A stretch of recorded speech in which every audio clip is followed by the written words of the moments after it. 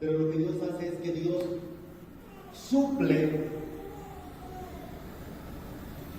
a esa incapacidad que el hombre tiene para hacer el bien, la suple con él mismo. Él llega al ser humano, lo toma, lo trae a él, lo abraza, le expresa toda su bondad, todo su amor incondicional, y él mismo produce lo bueno en nosotros, porque no somos capaces.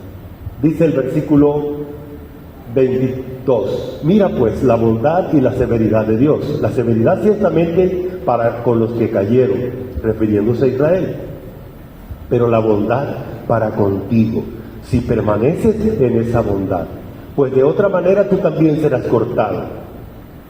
Y aún ellos, si no permanecieren en incredulidad, serán injertados, pues poderoso es Dios para volverlos a injertar. Porque si tú fuiste cortado del que por naturaleza es olivo silvestre y contra naturaleza fuiste injertado en el olivo, cuanto más estos, que son las ramas naturales, serán injertados en su propio olivo. Porque no quiero, hermanos, que ignoréis este misterio, para que no seáis arrogantes en cuanto a vosotros mismos, que ha acontecido a Israel endurecimiento en parte hasta que haya entrado la plenitud de los gentiles. Vamos a ponerlo así: Israel, tanto Dios. Estamos leyendo todos los domingos. Lo que viene más tarde es que todos esos reyes que siguen a David, Salomón, se rebelan contra Dios y se van a la idolatría. Israel se divide. Lo que vamos a seguir leyendo es catástrofe. La mayoría de los reyes de Israel fueron reyes pervertidos impresionantemente. Y Dios les advirtió. Y primero Asiria se llevó 10 tribus y después Babilonia se llevó las otras restantes. Y aún así no me quieren oír, dice el Señor. Rebelión, idolatría, perversión en todos los aspectos. Y lo que Dios hizo fue que lo cortó y en su lugar metió a la iglesia. ¿Quién es el olivo? ¿Quién es el tronco? Cristo. Ellos dependían de Cristo. ¿Y qué hizo Dios? Los quitó, arrancó esa rama que era del olivo natural, y en su lugar lo que hizo fue tomar una rama que no le pertenece al olivo natural, que es Israel, y toma a la iglesia y la mete y la une a Cristo. Por esa razón encontramos a San Juan capítulo 15. ¿Sí recuerdan? San Juan capítulo 5, permanecid a mí, yo soy la vid, vosotros sois los pámpanos. La ilustración es la misma. Cristo es el tronco y nosotros somos ramas injertadas allí, puestas allí.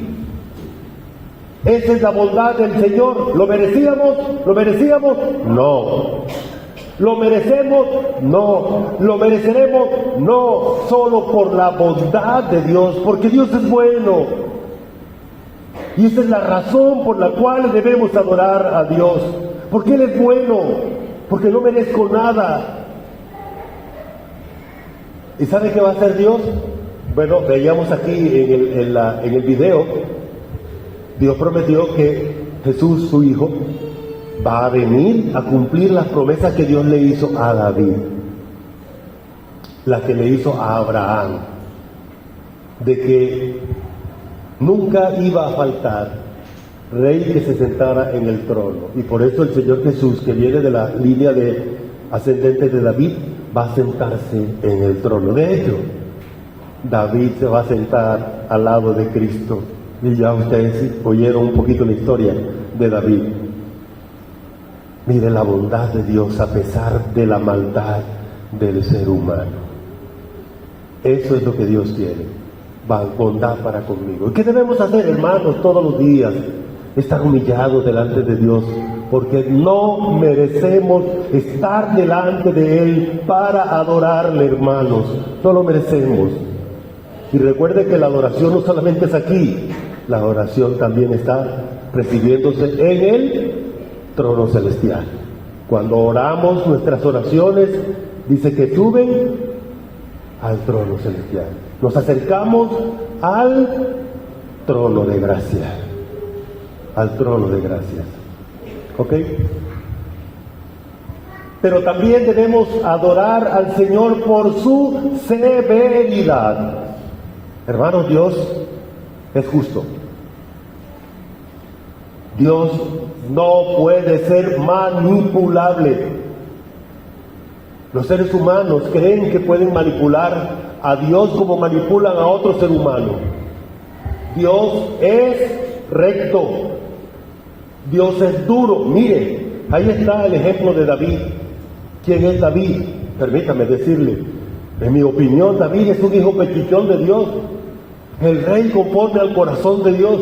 El rey que, y mire todo lo duro que le tocó pasar a David por haberse acostado con una mujer que no era su mujer y por haber mandado a matar a su marido de manera astuta. Y cuán duro pagó David su pecado. ¿Por qué? Porque Dios es severo, Dios es duro. Debemos quitar de la cabeza que Dios no va a hacer nada frente a lo malo. Todo ser humano que hace lo malo tiene que vérsela con Dios. Tiene que vérsela con Dios. No importa quién sea, simple y llanamente. No solamente el ser humano, los ángeles. Miren lo duro de Dios, que el hombre pecó y Dios mandó a su hijo a rescatar al hombre. Satanás y sus ángeles pecaron y no hubo para ellos salvación. ¿Se dan cuenta? ¿Sabe por qué? Porque Dios es severo. Hermanos, debemos quitar este chiste de la cabeza. Yo no tengo derecho a pecar. Y que Dios entonces no me va a tomar en cuenta. Nosotros venimos de una cultura religiosa que dice que el que peca y reza, empata. Hermano, el que peca, la paga del pecado es la muerte. Es así de sencillo. Y no importa el pecado. El pecado de murmuración, que es uno de los comunes entre nosotros, es igual de detestable a cualquier otro tipo de pecado. Entonces, la severidad de Dios, ellos fueron desgajados por su pecado. Los ángeles que pecaron, Dios no le dio oportunidad. Dice que ya quedaron destinados a la condenación. Una tercera razón por la cual debemos adorar a Dios es porque Dios nos eligió para que le adoremos. ¡Ah, qué cosa tan impresionante! Voy a pedir a los varones que tengan la bondad de leer esos dos versículos, 28 y 29. Dice así. Son enemigos por causa de vosotros, pero en cuanto a la elección, son amados por causa de sus padres, porque irrevocables son los dones y el llamamiento de Dios. Aleluya. Irrevocable son los dones y el llamamiento de Dios. Si Dios te llamó a ti para adorarle, esa decisión de Dios, si Dios te eligió a ti para adorarle, esa decisión de Dios es para siempre. Porque Dios no tiene borrador en sus decisiones, porque Dios no falla. Dios no se retracta. Sus decisiones permanecen firmes. Y debemos adorarle porque Dios tomó la decisión de elegirnos. Sintámonos privilegiados. Porque miren ustedes, vamos a recordar qué viene para nosotros. Hoy estamos aquí revestidos de este cuerpo de muerte, este cuerpo de pecado, este cuerpo humillado, maltratado por el pecado, ensuciado por el pecado que Adán y Eva cometieron y que cometemos diariamente. Pero después estaremos allá en el trono celestial, allá en el cielo, haciendo parte de todas las criaturas que adoran a Dios. El culto allá en el cielo no comenzó a las 9:30, ¿saben? El culto es permanente. Dice que día y noche están diciendo santo, santo, santo, y dándole adoración continua a Dios. Para allá es para donde vamos. Por esa razón, hermanos, si Dios te escogió para adorarle, adórale en espíritu y en verdad. Siéntate privilegiado. Si hay pereza para adorar a Dios, si no hay disposición para adorar a Dios, si no se produce en ti eso natural de adorar a Dios, pellízcate, porque los que Dios escogió y capacitó para adorarle están adorándole ahora y se están preparando para adorarle por la eternidad. Hermano, ninguna criatura que no esté lista para adorar a Dios va a llegar al cielo. Se van a aburrir. Es lo natural, ¿no? Le va a parecer algo tan aburrido. ¿Cómo así? Allá en el cielo se van a... Ajá, ¿y la pachanga qué? Ajá, ¿y la comida qué? No, hermano, en el cielo habrá una prioridad: adorar a Dios, y debemos acostumbrarnos desde ahora. Debemos vivir desde ahora la adoración a nuestro Dios. Otra razón, mire, estamos hablando de que Dios tuvo misericordia. El pasaje viene hablando de eso, de que Dios tuvo bondad hacia nosotros, nos escogió, y Él nos escogió en base a lo que Él es, a lo que Dios es. Oh, profundidad de las riquezas, de la sabiduría y de la ciencia de Dios. Cuán insondables son sus juicios e inescrutables sus caminos, porque de Él y por Él y para Él son todas las cosas. A Él sea la gloria por los siglos de los siglos. Amén. Así que la razón por la cual adorar a Dios es porque la sabiduría de Dios es profunda. Y de hecho, 1 Corintios capítulo 2 dice que Él nos predestinó a nosotros y predestinó la sabiduría suya para compartirla con nosotros, para que podamos adorarle en espíritu y en verdad. ¿Te das cuenta? Dios, el que todo lo sabe, el que tiene el conocimiento total, es una sabiduría que nadie puede sondear, es una sabiduría inmensa, profunda. Dios lo sabe todo, desde la eternidad hasta la eternidad. Dios sabía que el hombre iba a pecar, Dios sabía que Satanás se le iba a revelar, Dios sabía, lo sabía antes de crearlo. Mira, así es su conocimiento. El conocimiento de Dios es preeterno y es posterno. Después de la eternidad, Dios conoce todo. Desde antes hasta después. El conocimiento de Dios es completo. Él sabe todo. Es más, Él ve lo que nosotros no somos capaces de ver. Nuestra mente, nuestro ser, cada cosa, cada criatura está desnuda delante de sus ojos, de su percepción. Es un conocimiento súper abundante. Sus decisiones son determinaciones que nadie las puede escrutar, investigar. Él tomó las decisiones así. Permítame decirles que hay muchas personas, a través de la historia, ha habido personas que se han atrevido a cuestionar las decisiones de Dios. Hubo teólogos ha habido teólogos que cuestionan a Dios porque Dios eligió, y hasta lo confrontan o presentan argumentos en contra de Dios. Dicen que no puede ser así. Sobre la misma Biblia, sobre la palabra de Dios. Muchos teólogos no creen que la Biblia es lo que el Señor Jesús dijo. El cielo y la tierra pasarán, pero mi palabra, eso no pasará. No pierde vigencia. Ese es el hombre. Pero el conocimiento de Dios es inmensamente rico. Así que las acciones de Dios también son incomprensibles. Nadie las comprende, a menos que Dios nos haga entenderla. La mente de Dios es una mente libre, no recibe de nadie. Las criaturas reciben información de otras criaturas. Por ejemplo, la Biblia dice que el ser humano recibe la información de parte de Satanás desde que hizo pecar a Adán y Eva. Pero Dios no recibe información de las criaturas, de ninguna.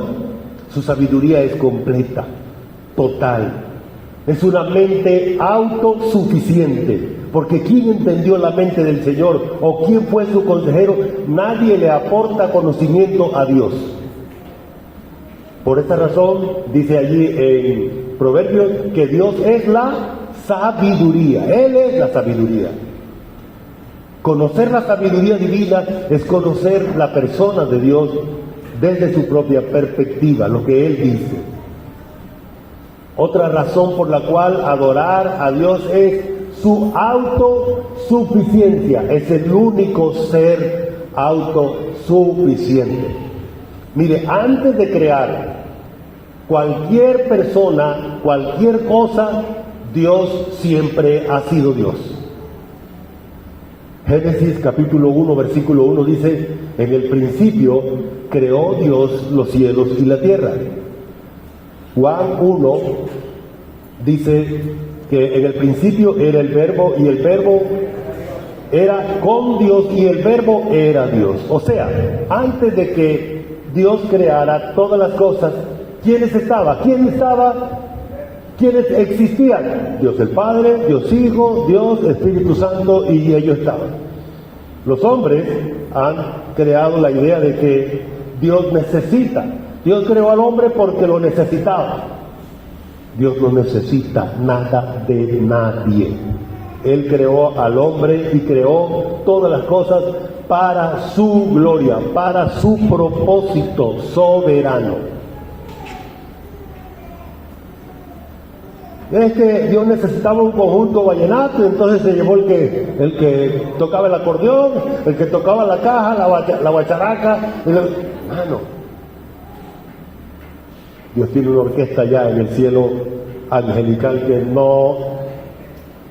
eso tiene una perfección impresionante. Entonces, porque ¿quién entendió la mente del Señor?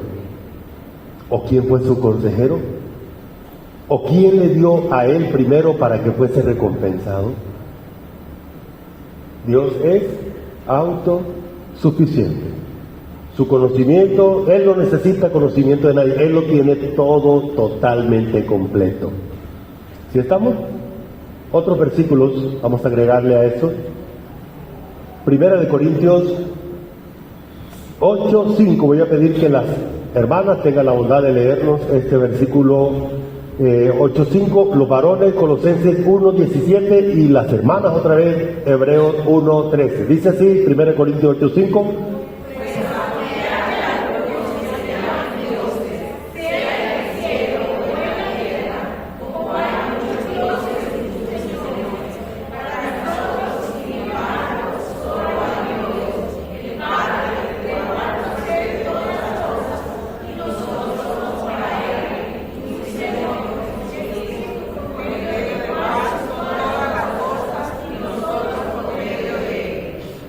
Colosenses, y Él es antes y todas las cosas.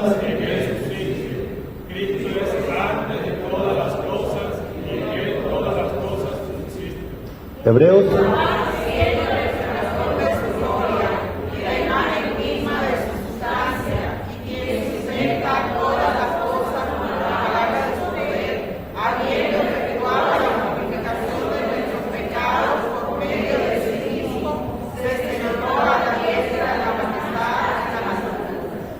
Él es autosuficiente. Él no necesita de nada ni de nadie. Nada. Soy yo el que necesito de Dios. Ese es el Dios. Dios no necesita dinero. Es un privilegio que nosotros podamos ofrendar a Él en adoración. Privilegio que Él nos da, pero no porque Él necesita que yo le dé, puesto que todo es de Él. Él es el dueño absoluto de todo, de todo. Okay. Otra razón por la cual adorarle es por su soberanía. Dios es soberano. ¿Qué significa eso? Que Él es el origen de todo lo existente, de todas las cosas. El versículo 36, porque de Él y por Él y para Él son todas las cosas. ¿Qué significa eso? Que Él es la razón y el motivo de todo lo creado. Dios no creó las cosas para mí, Él las creó para Él. ¿Sí estamos? Las creó para Él. Todo lo creado tiene origen en Dios y Él es la razón, Él es la motivación. No es la criatura la motivación para Dios crear, es Dios mismo. Él es el medio creativo. Dice que usó a Cristo Jesús.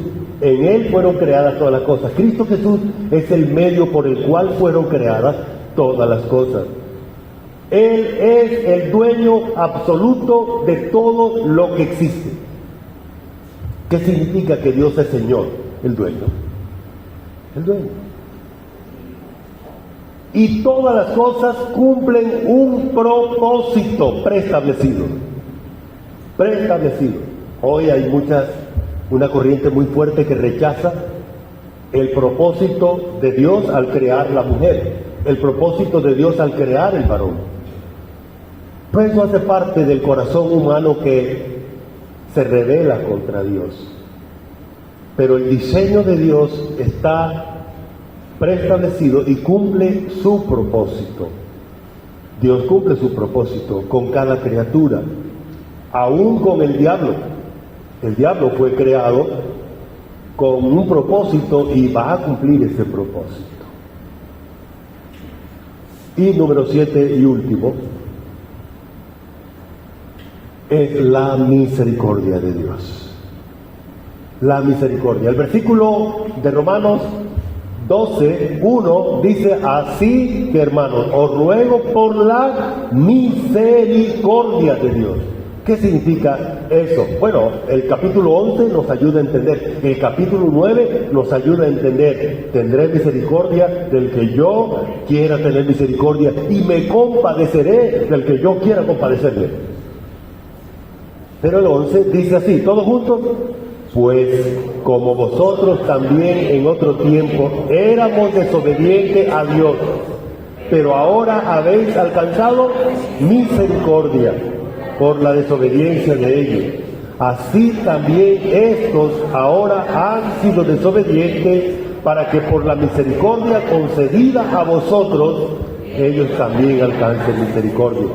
Porque Dios sujetó a todos en desobediencia para tener misericordia de todos. ¿Qué significa eso?